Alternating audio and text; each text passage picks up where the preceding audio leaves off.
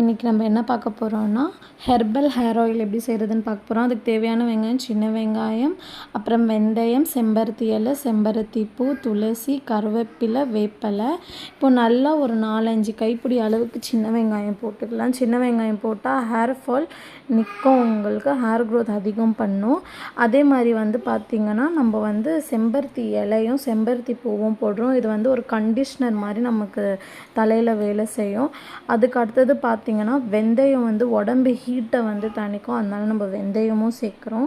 Next பார்த்திங்கன்னா கருவேப்பிலை நல்லா ஒரு 2-3 கைப்பிடி அளவுக்கு சேர்க்குறோம். கருவேப்பிலை உங்கள் ஹேர் க்ரோத் அதிகப்படுத்தும், முடி கருமையாக்கும். துளசி ஆன்டி பாக்டீரியாஸ்லாம் தலையில் ஏதாவது இருந்தால், டேண்ட்ரஃப், கொடுகு அந்த மாதிரி இருந்தால் அதெல்லாம் ரிமூவ் பண்ணும். துளசியும் சேம், அதுக்கு தான் இந்த மாதிரி நல்லா அரைச்சி பேஸ்ட் பண்ணி வச்சுட்டு சின்ன சின்ன வடையாக கூட தட்டி வெயிலில் காய வச்சு எண்ணெய் சூடு பண்ணி நீங்கள் டைரெக்டாக போடலாம்.